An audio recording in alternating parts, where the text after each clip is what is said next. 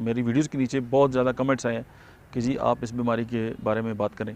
तो बहुत सारे पेशेंट हैं वो जो ठीक नहीं हो रहे बार बार, और एक उनकी रिक्वेस्ट थी, तो मैंने इन्फॉर्मेशन के लिए सोचा कि इस पर बात करें। और उस बीमारी का नाम है मलेरिया। मलेरिया जो है वो एक जानलेवा मर्ज़ है जो कि जो मुतासरा मच्छर है एनाफेलिस जो मॉस्किटो है उसके ज़रिए इंसानी जिस्म में जो है वो दाखिल होता है। और मुतासरा जो मच्छर है उसके खून में एक जो पैरासाइट होता है जिसे हम प्लाज्मोडियम कहते हैं, ये बेसिकली एक पैरासाइट है। और पैरासाइट वो चीज़ होती है जो दूसरों के ऊपर जो है उसका इन्हिसार होता है।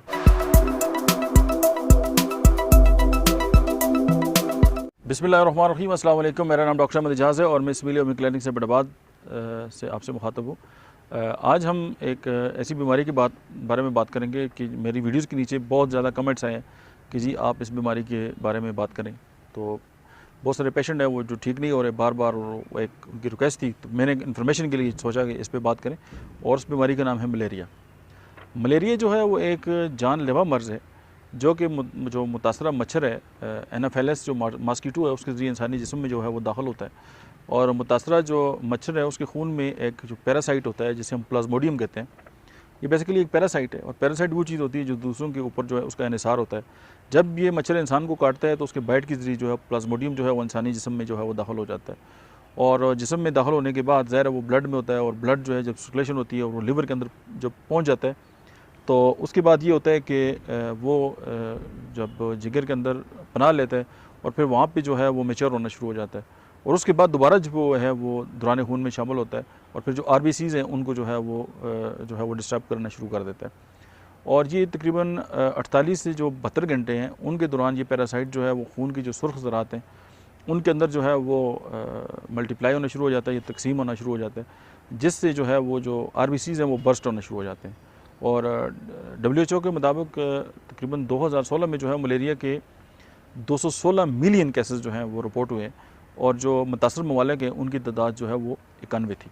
अब हम बात करते हैं कि ये इतनी जो है वो मतलब है कि पेंडेमिक बीमारी है और इतने जो ज़्यादा लोग जो हैं वो मलेरिया से मुतासर होते हैं। अब हम मलेरिया की जो है वो काज़ज़ हैं, वजूहात हैं, उसके बारे में हम बात करते हैं। चूँकि जो मलेरिया है वो एक ख़ास किस्म की जो प्लाज्मोडियम है उससे मुतासरा जो मच्छर है उसके काटने से होता है, इसलिए इसकी जो ये जो पैरासाइट है, ये प्लाज्मोडियम जो है, इसकी जो है वो 4 किस्में हैं। एक जो है प्लाज्मोडियम जो है वाइवेक्स है, प्लाज्मोडियम ओवेल है, और प्लाज्मोडियम जो है वो मलेरी है, और प्लाज्मोडियम जो है वो फेल्सीपेरम है। और जो प्लाज्मोडियम फेल्सीपेरम है उससे होने वाला मलेरिया जो है वो बहुत ज़्यादा जो है वो शदीद होता है। और मलेरिया की इस किस्म के मरीज़ की जो डेथ रेशो है वो बहुत ज़्यादा होती है और उसके चांसेस भी बहुत ज़्यादा है। और ये इन्फेक्शन जो है वो मुतासरा माँ से बच्चे में भी मुंतकिल हो जाता है। और इस कंजेनिटल जो ऐसी कंजेनिटल मलेरिया जो है वो भी कहते हैं। चूँकि मलेरिया खून के ज़रिए ट्रांसमिट होता है, इसलिए इसकी मंदरजा झैल जो वजूहात हैं वो भी हो सकती हैं। सबसे पहले जो है कि अगर इसीलिए आपने देखा होगा कि जब ब्लड ट्रांसफ्यूजन होती है तो उसके पहले जो है वो बहुत सारी जो डिजीज़ है उनके इन्फेक्शन डिजीज़ उनके टेस्ट किए जाते हैं, उनमें मलेरिया भी है। तो ये अगर जो है ट्रांसफ्यूजन हो जाए, ब्लड ट्रांसफ्यूजन जो है, और उसके थ्रू जो है वो दूसरे पेशेंट में शिफ्ट हो सकता है। उसके अलावा अगर कोई ऑर्गन ट्रांसप्लांट हो गया, जैसे होता है लिवर ट्रांसप्लांट है, किडनी ट्रांसप्लांट है, उसके ज़रिए भी जो है वो दूसरे पेशेंट के अंदर जो है वो मुंतकिल हो जाता है। उसके अलावा जो है अगर इस्तेमाल शुदा जो सिरिंज है या कोई सुई है या नीडल है वो अगर प्रिक कर गया उसके ब्लड के साथ, तो उससे भी जो है वो मलेरिया जो है वो स्प्रेड आउट हो सकता है। अच्छा, अब हम बात करते हैं कि मलेरिया के जो सिम्टम्स हैं वो क्या हैं। मलेरिया की जो इलामात हैं वो पैरासाइट यानी प्लाज्मोडियम के जिस्म में दाखिल होने के 4 से 10 हफ्तों के अंदर जो है वो ज़ाहिर होना शुरू हो जाती है, लेकिन कुछ केसेस में इसकी इलामात जो है वो महीनों तक ज़ाहिर ही नहीं होती हैं और वो उधर ही पड़ा रहता है। आमतौर पर मलेरिया की जो इलामात पाई जाती हैं वो मंदरजा झैल हैं। नंबर 1, सर्दी से होने वाली जो कपकपाहट है जो आहिस्ता आहिस्ता शुरू होकर शिद्दत इख्तियार कर जाती है। उसके बाद जो है वो हाई ग्रेड फीवर है। और नंबर 3 जो है वो स्वेटिंग है, यानी पसीना बहुत ज़्यादा आता है। और नंबर 4 जो है वो सर दर्द बहुत ज़्यादा होता है। उसके बाद मतली उल्टी होती है। और नंबर 6 पे जो है वो पेट में जो है वो दर्द है, एब्डोमिनल पेन है। और 7 डायरिया है। उसके बाद खून की कमी है, ज़ाहिर आरबीसीज़ जो है वो डिस्टर्ब होना शुरू हो जाते हैं। और 9 जो है वो अज़लात और पट्ठों में जो इंठन होती है, खिंचाव होता है। और 10 पे कन्वल्जन्स है। और समटाइम जो है पेशेंट जो है कोमा में भी चला जाता है। और उसके बाद जो नंबर 12 इसकी जो सिम्टम है वो ये है कि ब्लडी स्टूल जो है, यानी पखाने के साथ जो है वो पेशाब जो है वो खून आना स्टार्ट हो जाता है। अभी हम इसकी जो लाइफ थ्रेटनिंग जो कॉम्प्लिकेशंस हैं मलेरिया की, हम उनके बारे में बात करेंगे कि आप देखें मलेरिया जो है वो सेरिब्रल मलेरिया भी है, यानी दिमाग का जो एक हिस्सा है उसका अगर मलेरिया हो जाए तो दिमाग की जो खून की रगें हैं उनके अंदर स्वेलिंग हो जाती है और ये समटाइम इरिवर्सिबल होता है और डेथ। उसके बाद फेफड़ों में अगर फ्लूइड ज़्यादा हो जाता है जिससे सांस लेने में दिक्कत हो सकती है।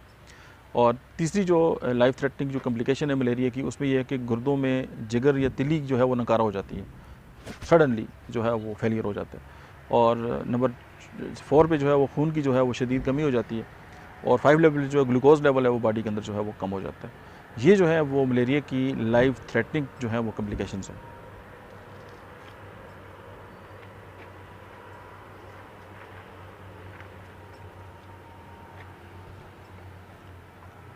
पाकिस्तान में सालाना जो है वो 10 लाख लोग जो है वो मलेरिया से मुतासर होते हैं और ग्लोबली जो है वो 5 मिलियन। लेकिन इसके बावजूद हुकूमत जो है उस वाले से जो है वो काफ़ी जो है वो काम करने की कोशिश कर रही है। लेकिन ये है कि मलेरिया जो है उसके मुकाबले में डेंगू जो है उसको ज़्यादा फोकस किया जाता है और मलेरिया जो है वो डेंगू के मुकाबले में 10% नहीं 10 गुना जो है वो ज़्यादा ख़तरनाक होता है। और ये बेसिकली साइलेंट किलर है और डेंगू से होने वाली अमवात जो हैं वो सालाना चंद सौ होती हैं। और पाकिस्तान में जो सबसे ज़्यादा जो पाया जाता है वो प्लाज्मोडियम वाइवेक्स और प्लाज्मोडियम जो है फेल्सीपेरम जो है, ये दोनों पाए जाते हैं। और जो प्लाज्मोडियम ओवेल और प्लाज्मोडियम मलेरिया है वो पाकिस्तान में नहीं होते। और मलेरिया के ज़्यादातर जो केसेस हैं सिंध में, इसके बाद बलूचिस्तान और फिर पंजाब में पाए जाते हैं। और खैबर पख्तूनख्वा चूँकि मोस्टली पहाड़ी इलाका है और यहाँ पानी जो है वो कम खड़ा होता है तो मच्छरों की जो अफजाइश है वो कम होती है, तो खैबर पख्तूनख्वा जो वो मलेरिया के वाले से जो है इसकी जो पेशेंट है वो बहुत कम रिपोर्ट होते हैं। अभी हम होम्योपैथिक जो ट्रीटमेंट है मलेरिया के वाले से उसकी बात हम करेंगे कि जो होम्योपैथी की जो फर्स्ट मेडिसिन है जिस पे डॉक्टर सैमुअल हनीमन ने जो एक्सपीरियंस किया था, तो वो बेसिकली सनकोना बार थी। सनकोना कोनैन को कहते हैं और बार उस दरख्त की छाल को कहते हैं। तो डॉक्टर हनीमन ने जब इस पर एक्सपीरियंस किया और जहाँ से ही उन्होंने कहा कि सिमिलिया सिमिली बस्कुलेंटर, तो ये जो प्रिंसिपल जहाँ से आया है उसकी जो नंबर 1 मेडिसिन है दैट इज़ चाइना ऑफिशिनैलिस। चाइना जो है वो मलेरिया के वाले से जो है वो बहुत ज़बरदस्त एक्ट रखती है। उसके अलावा होम्योपैथिक की जो मेडिसिन है वो एक होम्योपैथिक की एक दवा है मलेरिया ऑफ, यानी जब बहुत सारी मेडिसिन जो है वो अपना काम करना उस तरह प्रॉपर नहीं करती तो आप मलेरिया ऑफ दे के एज अंडर करंट रेमेडी के तौर पे जो है उसकी जो है उनके काम को एज अ कैटलिस्ट ये काम करती है और उनके काम को आगे बढ़ाती है। और उसके बाद एलोमिना एक मेडिसिन है मलेरिया की इंडिकेशन में बहुत ज़्यादा इस्तेमाल होती है। उसके बाद अर्निका है, नंबर 3 पे आर्सेनिक है। उसके बाद बेलाडोना जो है, क्लिकेरिया कार्प है, सेड्रॉन एक मेडिसिन है ज़ाहिर है जब सेरिब्रल मलेरिया जो होता है। उसके बाद नंबर 7 पे चाइना ऑफिशिनैलिस है, चाइना आर्स है जब चाइना और आर्सेनिक के सिम्टम्स जो है वो क्लियर आ जाते हैं। और चाइना जो है वो म्योर भी एक मेडिसिन है, चाइना सल्फ एक मेडिसिन है। और स्पेशली जब डेंगू में जो है वो प्लेटलेट्स डाउन हो जाते हैं तो उस पर ये इसका बड़ा असर है। जब खून की कमी आ जाती है, फेरम फास्ट जो एक one of the best medicine है। चाइना खून की कमी को भी दूर करती है और उसके साथ जो मलेरिया की कम्प्लिकेशंस है उनको भी दूर करती है। फिर काली सल्फ एक मेडिसिन है और जिन्हें कि सल्फेट या सल्फ़र जहाँ भी उसका कोई साल्ट आएगा या मॉलिक्यूलर स्ट्रक्चर में वो होगी तो वो मलेरिया पे बड़ा अच्छा काम करेगी। उसके बाद लाइकोपोडियम है, चूँकि इसका लिवर पे और स्प्लीन पे बड़ा काम है, दैट्स ग्रेट। नेट्रोम्योरेटिकम, अगर तिली बढ़ गई है और उसके साथ मलेरिया है और न ठीक होने वाला मलेरिया और जो बहुत ज़्यादा कम्प्लिकेटेड जो है वो इशू पैदा करता है। उसके अलावा नेट्रम सल्फ है, फिर सोडियम के साथ सल्फ़र आ गई। उसके बाद एसिड नाइट्रिकम है, उसके बाद सोराइनम है एज अंडर करंट रेमेडी के तौर पे। पायरोजिनम है, टॉक्सिसीमिया या ब्लड के अंदर कोई भी पॉइजन आ गया तो उसको ख़त्म करती है। सीपिया जो है वो मलेरिया की एक बहुत बड़ी मेडिसिन है, सल्फ़र आप जानते हैं। उसके अलावा ट्रेंटोला है, बेचैनी है और रेस्टलेसनेस है तो उसमें ट्रेंटोला मलेरिया में काम करती है। टेरीबेंथीना अगर उसके साथ यूरिनरी इन्फेक्शंस आ गए, और अगर आपने अक्सर देखा होगा कि मलेरिया अगर सप्रेस हो जाए या मलेरिया जो है वो दब जाए तो कोई भी बड़ी इन्फेक्शन डिजीज़ हो सकती है लाइक ट्यूबरक्लोसिस, तो आप हिफ्ज़ मातुकद्दम के तौर पे जो है वो ट्यूबरक्लिनियम को भी इस बीमारी में इस्तेमाल कर सकते हैं। ये एक ओवरलुक था मलेरिया के वाले से। मुझे उम्मीद है कि आप तक ये मेरी बात पहुँची होगी और ये हमारी एक काविश है। और चूँकि हमारा चैनल जो है वो एजुकेशनल चैनल है और ये अभी हम इसके बाद एक वीडियो जो है आप तक पहुँचाएँगे कि मलेरिया और टाइफाइड जो उसके अंदर जो फ़र्क है वो क्या है।